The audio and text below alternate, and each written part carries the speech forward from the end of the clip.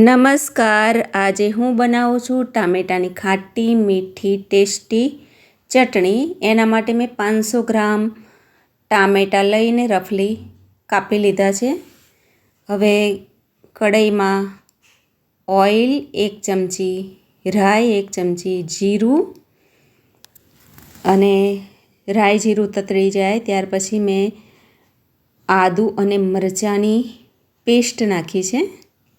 એને સરસ સાંતળી લેવાની છે. આ રીતે.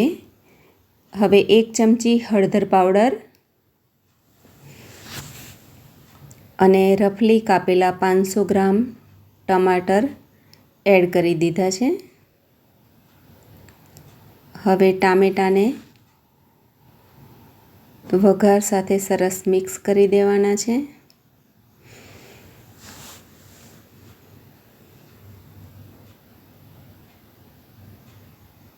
અને 5 મિનિટ માટે ઢાંકી દીધું છે.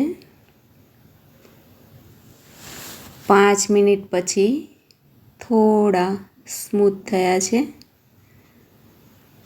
એકદમ ધીમા તાપે રાખેલા છે. તો બધા જ ટામેટાં સરસ એક રસ થઈ જાય ત્યાં સુધી ચડવા દેવાના છે.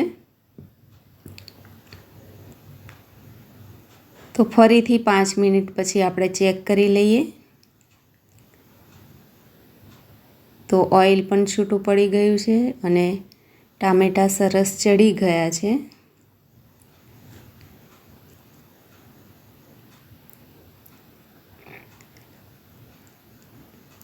મારી ચેનલમાં નવા હોય તો મારી ચેનલને સબસ્ક્રાઈબ કરો, લાઈક, કોમેન્ટ અને વિડીયોને શેર કરો.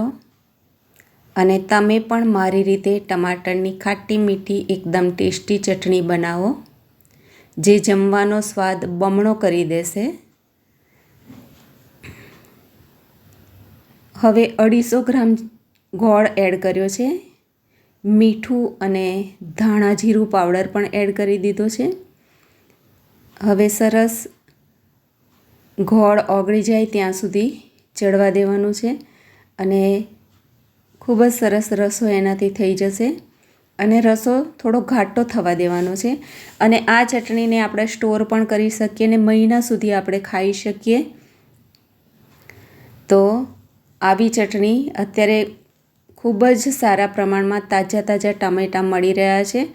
તો તમે પણ મારી રીતે બનાવો અને આ ચટણીને તમે એન્જોય કરો, જે ખૂબ જ ટેસ્ટી લાગતી હોય છે. દેખો, ઓઇલ પણ છૂટું પડી ગયું છે અને રસો પણ ઘાટો થવા લાગ્યો છે. હવે આ રીતે મેસરથી મેશ કરી દેવાનું છે કે જે મોટા ટુકડા હોય એ સ્મૂથ થઈ જાય.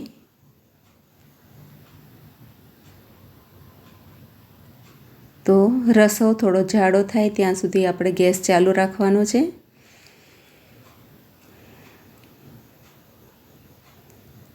અને આ ચટણીને આપણે ભાખરી સાથે, પરાઠા સાથે, થેપલા સાથે યા તો પકોડા સાથે પણ ખાઈ શકીએ છીએ. હવે ગેસ બંધ કરી અને આપણે સ્ટોર કરવી હોય, વધારે દિવસ સુધી રાખવું હોય તો એના માટે એક આખું મોટી સાઈઝનું લીંબુ નીચોવી લીધું છે. તો ગેસ બંધ કર્યા પછી લીંબુ નાખવાનું છે કે જેનાથી ટેસ્ટ કડવો ના થઈ જાય. દેખો, તૈયાર છે ખૂબ જ ટેસ્ટી સ્વાદિષ્ટ ચટણી, કે આમ જમવામાં પણ આપણે આ ચટણીનો ઉપયોગ કરી શકીએ છીએ. ખીચડી સાથે અને દાળ ભાત સાથે પણ આપણે લઈ શકીએ છીએ. તો તમે પણ મિત્રો મારી રીતે બનાવો અને એન્જોય કરો. Thank you.